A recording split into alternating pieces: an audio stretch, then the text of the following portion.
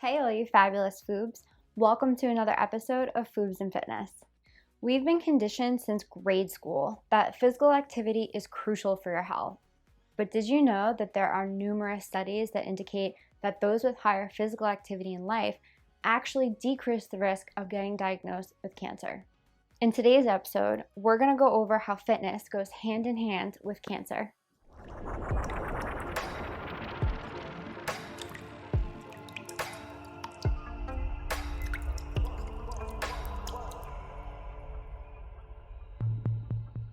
Now that we've reviewed the differences between a personal trainer and a cancer exercise specialist in the previous videos, let's tackle how the term fitness is an extremely broad term with many interpretations. Physical activity is defined as movement that uses skeletal muscle and requires more energy than resting. This can include walking, running, biking, household chores, weightlifting, and so much more. So how does this correlate with a cancer diagnosis? Physical activity has so many biological effects on the body. By incorporating a more active lifestyle, it can help lower the levels of hormones like estrogen and progesterone, prevent spikes of insulin, reduce inflammation, prevent obesity, and improve the body's immune system.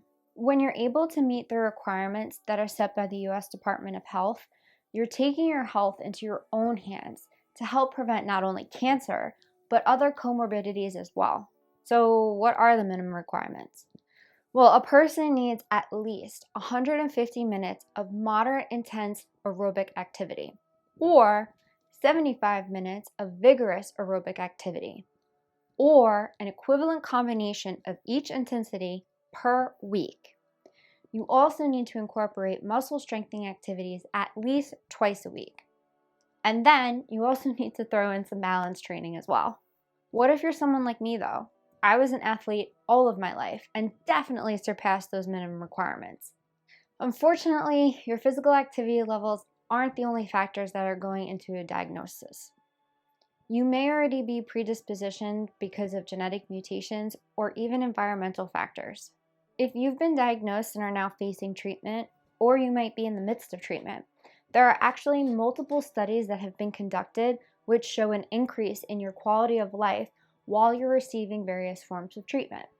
By spending too much time resting or sitting, you can actually cause more harm than good. Now, I'm not saying that you shouldn't ever rest. Our bodies need time to heal, and the only way you can do that is by resting. You need to find what your healthy balance between being active and resting is. Many cancer teams are now urging their patients to be as physically active as possible before, during, and after cancer treatment.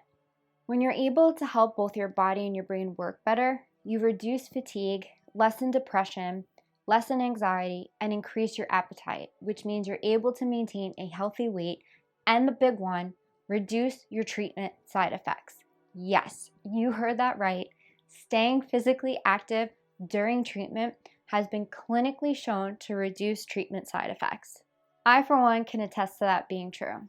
This isn't to say that everyone is going to experience the same things just by staying active. Remember, everybody's body is different. Now that you have some background on why physical activity is so important, how do you stay active when you've just been diagnosed with a life-threatening disease? This is where fitness has a wide interpretation of its meaning. When you're fighting for your life, you need to change the mindset that's associated with exercise and dieting.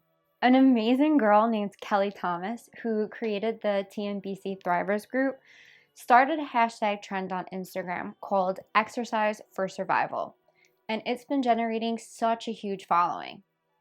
All around the globe, cancer warriors share how they're staying active, and it's an awesome way for you to find some ideas to incorporate into your own routine. Remember, we're not staying active just to make sure we can fit into those size 2 jeans or even look amazing in a bathing suit. We're staying active to stay alive. Those are two very different concepts. And with the internet conditioning us into this mindset that we need to be skinny, it's a very tough way of thinking to reverse. Let me start off this part by saying you are beautiful. No matter what's your size, no matter what's your weight, and no matter what your body composition is, you are fabulous. inside and out.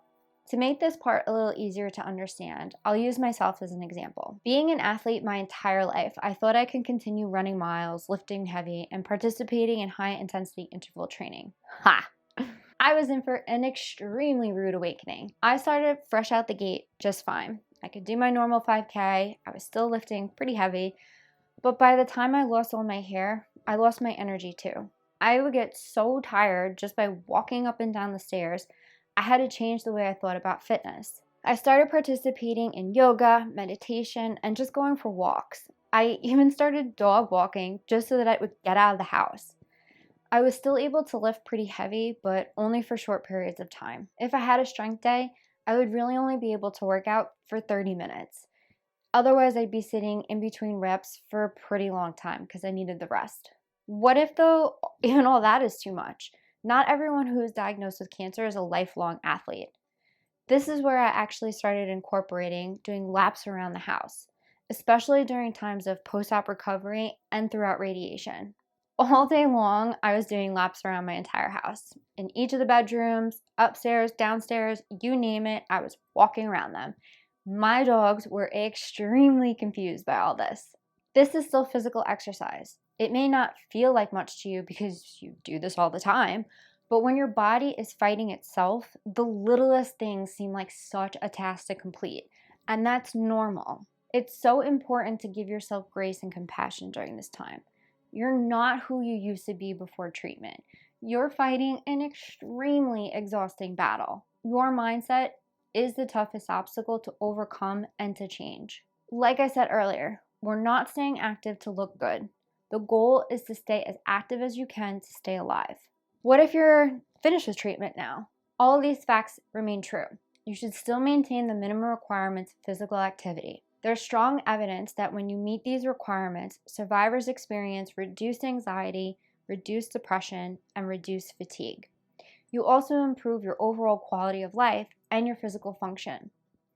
There's also strong evidence that shows a safe exercise program can also help prevent breast cancer-related lymphedema and combat osteoporosis.